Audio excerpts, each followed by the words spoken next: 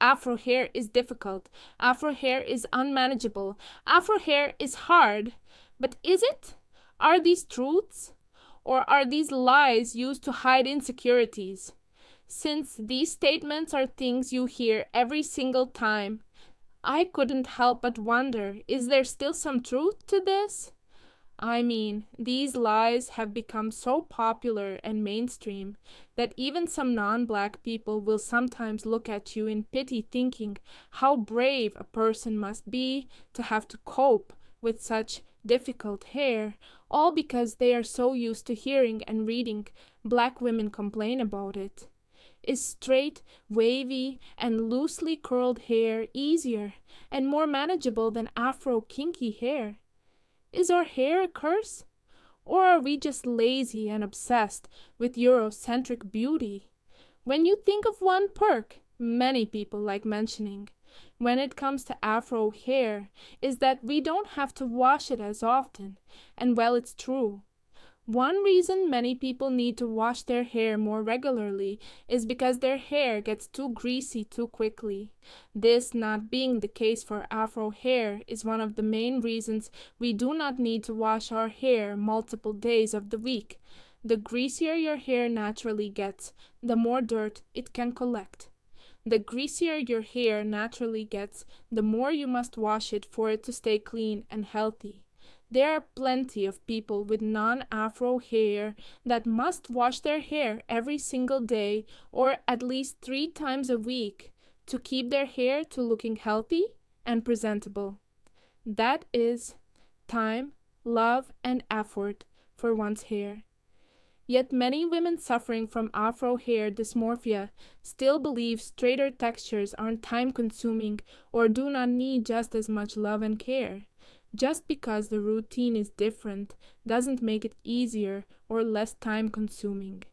Women with straighter hair or looser curls take the time and love needed to look after their hair. However, that often gets downplayed because of the stereotype of Afro hair being so difficult, unmanageable, and so on. Meanwhile, these women are out here washing their hair 3 times a week, sometimes even daily, doing all that before work or school just to look presentable and to have healthy hair. But the idea of taking one day out of the week to wash, detangle, moisturize, and style an afro is so hard, time-consuming, and unmanageable, if you say so. Straighter and looser textures need to comb and brush those strands every single day to distribute the sebum and prevent the hair from appearing too greasy. Is that not time-consuming also? Brushing your hair every day before work or school? Well, Afro hair being the tightest curls in existence also means it is a very sensitive hair texture. Does that mean it's more difficult to look after? No, it just means it needs a different routine to other hair textures. That routine includes not having to brush your hair every single day. In fact, taking one day out of the week to finger detangle and brush your hair is perfect. So, time-consuming? Where? Plan. One day in a week to detangle, wash, moisturize, and style, and be able to wake up all the other days not having to do anything to your hair because you can just rock your braid out, twist out, afro, mini braids, and so on. Not having to worry about detangling every single day before school or work. Not having to worry about washing your hair the night before work or school. Now, you can if you want to. But my point is, what part of that is more time-consuming or more difficult? What part of that is unmanageable? The issue isn't Afro hair being unmanageable. The issue is people not having enough love for the texture to give it the love it requires. The issue isn't Afro hair being difficult. The issue is people hating the texture so much that they grow frustrated when they can't style or force their hair to become or look like something it is not. The issue isn't Afro hair being too much. The issue is people being obsessed with wanting long hair rather than big hair. The issue isn't Afro hair being hard. The issue is people not liking what Afro hair looks like or liking natural African hairstyles, and as a result, getting bored of styles too quickly and searching for more Eurocentric styles. The issue is people not feeling confident with shrinkage, or having twist outs that look frizzy, or having simple mini braids or mini twists without extensions. The issue isn't Afro hair. The issue is you drooling over straight, wavy, and curly hair on social media whilst commenting weird things like, oh, my 4C hair could never. The issue is wanting to look like everybody else. Afro hair isn't the issue. Your mindset is.